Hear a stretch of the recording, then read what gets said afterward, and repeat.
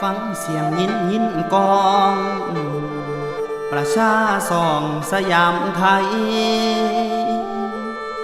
เพลาใดมาถึง นับว่าเป็นดอกบุญล้น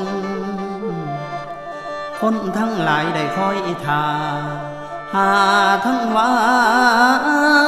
เป็นบุญใหญ่พระโสไทยทุลีน้อม จอมเจ้าพ่อแผ่นดิน ลูกออกสินดอกบาดฟอนอ่อนซ่อนอีสานได้ฟอนแอนสลับเช่นถวยไทย ขอพอได้ให้อยู่ดีบารมีน้ำตุ่มดังโพ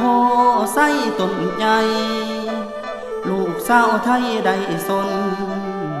ให้ห่มเย็นเสมอดา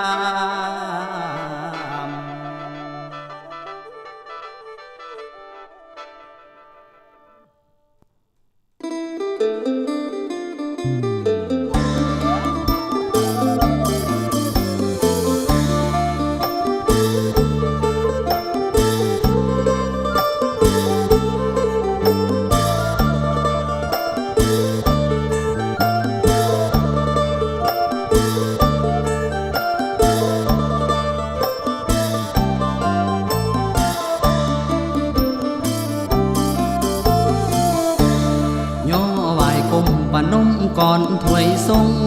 ย่อไหวก้มปนมก่อนถวยทรงขอพระองค์เอกฟ้าราชาเจ้าให้ทรงเลิงเบิงกวางเบิงกวางพระบารมีตุ่มไผ่ดังพ่อไส้แผ่การเมืองบ้านให้อยู่เย็นพอบ่เว้นพระเสโทไหลลังพอบ่เว้นพระเสโทไหลลังคงการสร้างต่อไว้ดำริให้ผู้สยาม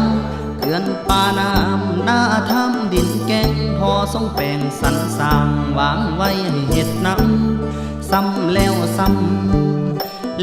ำสิออกทาวาทศิลถวายพระผู้มินพอแผ่นดินสยามเจ้า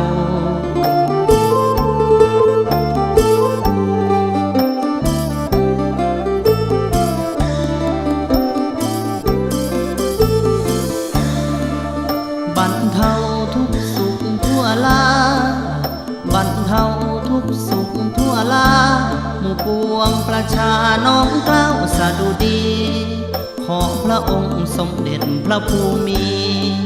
ทุกพระองค์ราชวงศ์จักรีแผ่พระบารมีปกป้องคุ้มครองไทย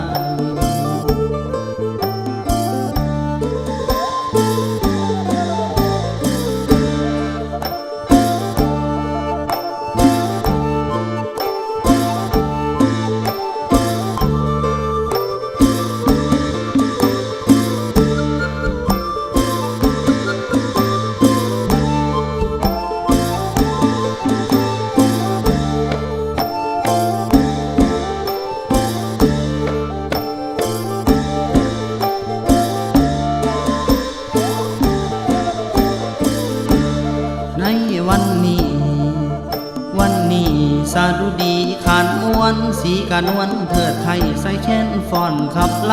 ำซ้ำบัดนี้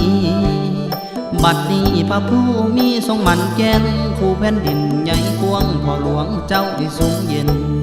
เป็นมิ่งบานชาวไทยได้ทรงซื่นขอยืนยาวเถิงหมื่นปีอย่ามีหอ